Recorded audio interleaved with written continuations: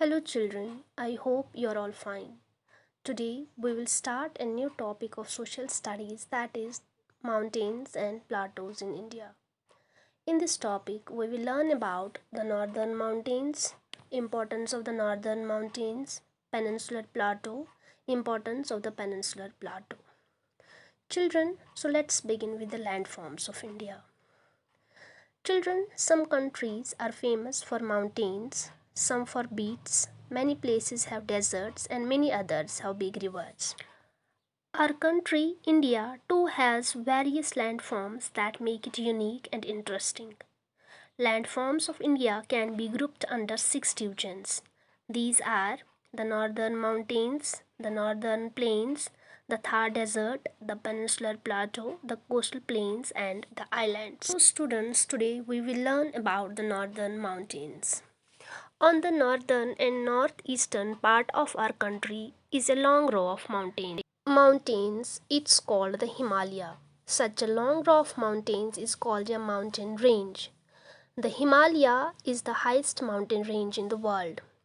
The Himalaya extends for 2500 kilometers from Jammu and Kashmir in the north to the Arunachal Pradesh in the northeast.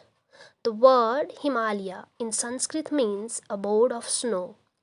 A large part of the Himalayan range is covered with snow throughout the year.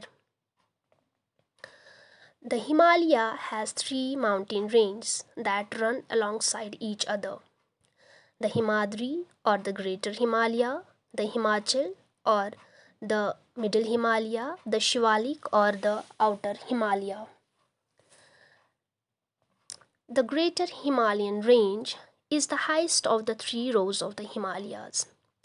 Mount Everest, the highest mountain peak in the world, is located in the Greater Himalayas. Nanga Parbat, Annapurna, and Kanchenjunga are the other important peaks of the Greater Himalayas. It is the highest range with an average height of over 6,000 meters. The mountains here are covered with snow. Over the years, snow has been collecting on these mountains to form thick sheets of ice and snow called glaciers. Many important rivers such as the Ganga, the Yamuna, and the Brahmaputra have their origin in these glaciers. The Greater Himalayan range is permanently covered with snow. It's extremely cold and difficult to live here. The second is the Middle Himalayas. It's also called as Himachal. This range is found between the Himadri and the Shivalik. The mountains are not as high as the Himadri. These mountains experience snowfall in winter. Only a few of them are covered with permanent snow.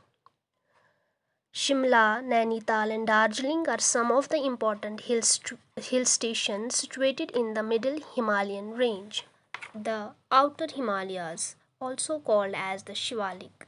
The Shivalik form the southernmost and the lowest range. These are the hills rather than mountains. The slopes of these mountains are covered with thick forests where a variety of wild animals are found. The climate here is more suitable for humans to live. Slopes are always covered with thick forests. Rice and wheat are the commonly grown crops in the terrace forms. Now, children, we will learn about the importance of the northern mountains. The northern mountains are of immense importance to us. They do not allow the cold winds from Central Asia to enter India. The forests of the Himalayas give us food, medicines, and other useful things. The Himalayas are also known as the home of gods. Many pilgrimage towns such as Haridwar, Rishikesh, Hemkund Sahib, and others are located here. Now, children, we will learn about the peninsular plateau. Both mountains and plateaus are highlands, but a plateau is a type of land form that looks like a huge flat table that's higher than the surrounding areas. The Plateau region stretches from the central part of India to the southern tip, thus covering almost the whole of peninsular India. It's like a raised triangle that's broad towards the north and narrow towards the south. It's divided into two large parts by the river Narmada, the Central Highlands in the north and the Deccan Plateau in the south.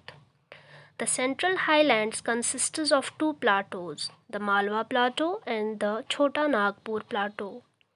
The Malwa Plateau has fine black soil that's good for growing cotton, sugar cane, and oilseeds.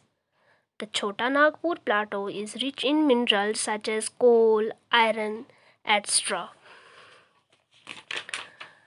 The Deccan Plateau is also rich in minerals. Earlier, most of the gold in India came from the Kolar gold mines in the Plateau.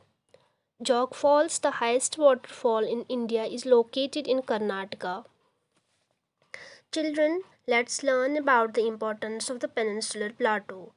The Peninsular Plateau is of immense importance to us because the plateau region is rich in minerals.